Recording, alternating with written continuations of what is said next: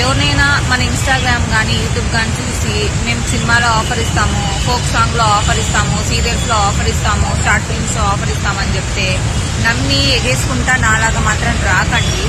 ఎందుకంటే ప్రతోడు కమిట్మెంట్ లేనిదే ఏ ఒక్కడు కూడా ఏ ఒక్క ఆడదానికి కూడా అవకాశం ఇయ్యడనేది పక్కా ప్రూవ్ అయింది. ఇది నాకు ఒకటిసారి కాదు, రెండుసార్లు కాదు, ఇది మూడోసారి. సేమ్ నాకు సిగ్గులేదు. ఫస్ట్ సీరియల్ కి ఆఫర్ వచ్చింటే అలాగే వెళ్ళాను. సో అక్కడ కూడా ఇదే పంచాయతీ ఉంటే రిటర్న్ వచ్చేసాను. అలాగే సినిమాకు కూడా ఆఫర్ వచ్చింటే వెళ్ళాను, సినిమాకు కూడా అదే రిపీట్ అయింది, మళ్ళీ రిటర్న్ వచ్చాను. ఇప్పుడు మళ్ళీ ఫోక్ సాంగ్ అని ఒకటి పిలిచాడు.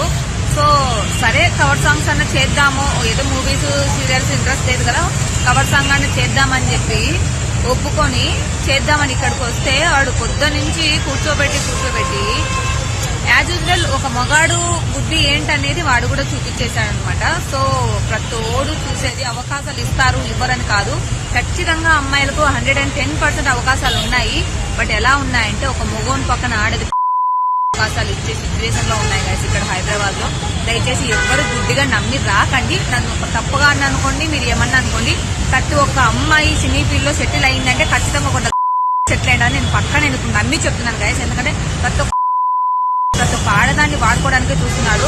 నాకు తెలిసి ఏ ఒక్క అమ్మాయి కూడా టాలెంట్ తో ఎదిగిందంటే నేను ఒప్పుకోను గైస్, పక్కా చెప్తున్నాను. ఏ ఒక్క అమ్మాయి టాలెంట్ తో ఎదిగిందంటే నేను ఒప్పుకోను. ఎందుకంటే ప్రతోడు లొంగ తీసుకొని పై ఏదో ఒక దగ్గర అమ్మాయి గైస్, అంత లేని మాత్రం ఒక అమ్మాయికి ఆఫర్ అనేది రావడం చాలా చాలా కష్టం. మీరు నెగిటివ్ కామెంట్ పెట్టుకున్నారంటే పెట్టుకోండి, ఏమైనా పెట్టుకోండి, నాకు బాధ వేస్తుంది కాబట్టి నేను పెడుతున్నాను. ప్రతోడు ఆడదాన్ని చూసేది తప్పుడు ఉద్దేశంతో చూస్తాడు. వానికి ఆడది అవకాశం ఇస్తేనే ఒక ఆడదానికి మొగోడు కూడా అవకాశం ఇస్తుంది. ఇదైతే పక్కా నిజము.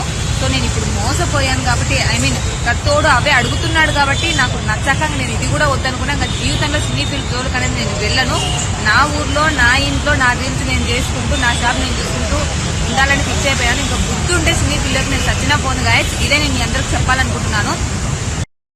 ఇప్పుడు ఏ అమ్మాయి సినీ ఫీల్డ్ సెట్ అయినా అది ఆ అమ్మాయి ఖచ్చితంగా ఎవరో కొన్ని దగ్గర లొంగే ఎదిగింటది. ఇదైతే పక్కా నిజం. ఇంత కామెంట్లు పెట్టుకోరు, ఇదైతే పక్కా నిజం.